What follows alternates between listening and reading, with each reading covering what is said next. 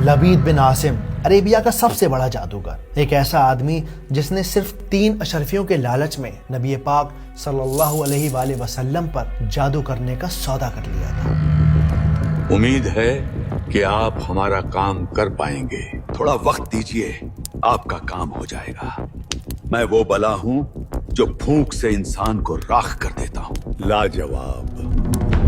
کتابوں میں یہ بھی منشن ہے کہ لبید اکیلا نہیں تھا، بلکہ اس کی بیٹیاں یا اس کی بیویاں اس کے ساتھ اس گناہ میں شامل تھیں۔ کنگھی اور بال ملنے کے بعد ان عورتوں نے آپ صلی اللہ علیہ وآلہ وسلم پر جادو کرنا شروع کر دیا۔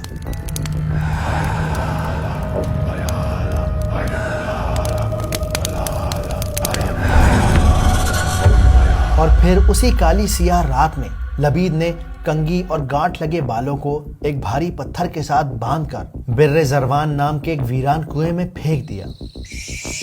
محمد، اب آپ کا اللہ بھی آپ کو بچا نہیں پائے گا۔ یہ لبید کا جادو ہے جس کی پھونک انسان کو راکھ کر دیتی ہے۔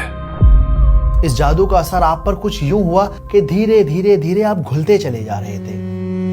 ایک روز آپ حضرت عائشہ رضی اللہ تعالی عنہا کے گھر آرام فرما رہے تھے کہ آپ نے رات کو خواب میں 2 فرشتوں کو دیکھا۔ آپ کو کیا ہوا ہے؟ آپ پر جادو کیا گیا ہے۔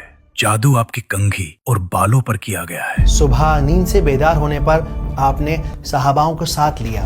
آپ اس کنویں پر گئے اور وہاں پتھر کے نیچے سے وہ سحر کا، وہ میجک کا سامان نکالا گیا۔ اور یہ وہ موقع تھا جب جبریل علیہ السلام نے آپ صلی اللہ علیہ وآلہ وسلم کو خبر دی، آپ سورہ فلق اور سورہ ناس پڑھتے جائیے اور ان گانٹھوں کو کھولتے چلے جائیے۔ اے پیغمبر صلی اللہ علیہ وآلہ وسلم، کہو کہ میں صبح کے مالک کی پناہ مانگتا ہوں ہر چیز کی برائی سے جو اس نے پیدا کی، اور گنڈوں پر پڑھ پڑھ کر پھونکنے والیوں کی برائی سے۔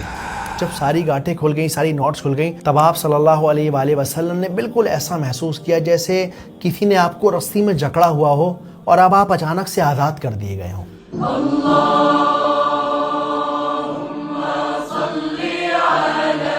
اگر آپ سورہ فلق کی تفسیر کو سمجھنا چاہتے ہیں، زندگی کی چھوٹی چھوٹی باریکیوں کو قرآن کے لینس سے سمجھنا چاہتے ہیں، تو یوٹیوب کے اس چینل پر جا کر قرآن کی ویڈیوز کو سمجھ سکتے ہیں، جہاں میں قرآن کو سینیمیٹک انداز سے سمجھاتا ہوں تاکہ ہم سب آسانی سے اور بہت مزیدار طریقے سے قرآن کو سمجھ سکیں، محسوس کر سکیں۔ یاد رکھیے، ہم سب پر قرآن کو سمجھ کر پڑھنا فرض ہے۔ اس ویڈیو کو آگے تک شیئر کریں تاکہ اور لوگ اس سے فائدہ اٹھا سکیں۔ اللہ حافظ۔